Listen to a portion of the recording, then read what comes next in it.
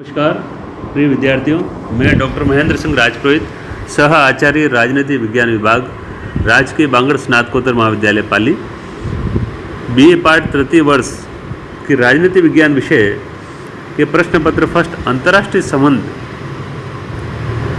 की ऑनलाइन कक्षा में आपका स्वागत करता हूं। इससे पहले की हमारी ऑनलाइन कक्षा में हमने गुट निरपेक्षता की अवधारणा का अवलोकन किया। उस क्रम में आगे बढ़ते हुए आज हमारे अध्यापन का शीर्षक है गुट निरपेक्षता की उपलब्धियां, अचीवमेंट्स ऑफ नॉन अलाइनमेंट। गुट निरपेक्ष आंदोलन अब एक विश्वव्यापी अंतर्राष्ट्रीय आंदोलन बन चुका है और इसका कार्यक्षेत्र भी अत्यंत व्यापक है। जहां बेलग्रेड के प्रथम शिखर सम्मेलन 1961 में 25 देशों ने भाग लिया था, वहाँ अभी पिछले वर्ष 2019 अक्टूबर महीने में अजरबैजान के बाकू शहर में गुट निरपेक्ष आंदोलन का जो 18वां शिखर सम्मेलन आयोजित किया गया, उसमें लगभग 120 सदस्य देशों ने भाग लिया।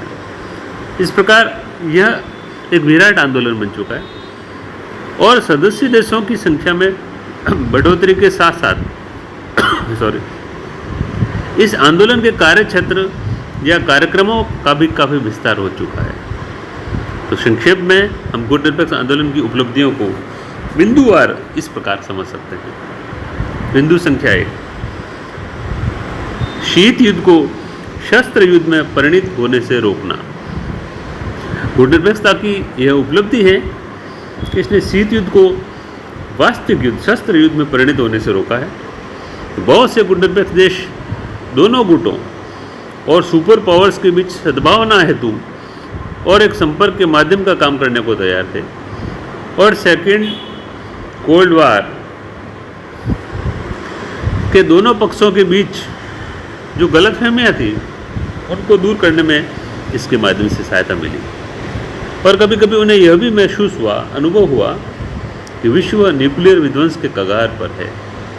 तो गुट निरपेक्ष राष्ट्रों ने कम से कम शीत युद्ध को उस स्थिति में पहुंचने से रोक दिया जिसमें सर्वोच्च शक्तियों के जानबूझकर उस राह पर चलने से या गलतफहमियों की वजह से वह शस्त्र युद्ध में परिणत हो सकता था।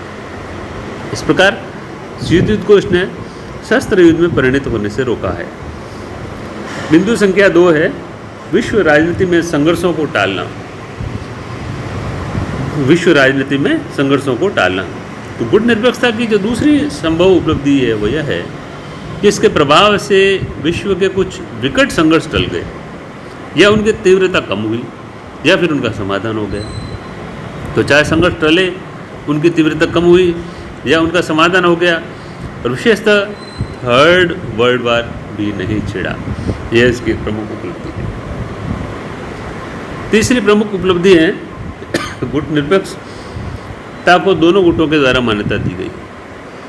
गुट निरपेक्ष आंदोलन को दोनों गुटों ने मान्यता दी है। गुट निरपेक्ष देशों को गुटबद्ध देशों के मन का संशय दूर करने और इस नीति के प्रति सद्भावना और सम्मान का वातावरण पैदा करने के प्रयास में जो सफलता मिली वह सचमुच एक सराहनीय है। बिंदु संख्या 4, निशस्त्रीकरण और अस्त्र नियंत्रण की दिशा में प्रगति, डिसआर्मामेंट और आर्म कंट्रोल, इस दिशा में भी इसके माध्यम से प्रगति हुई है।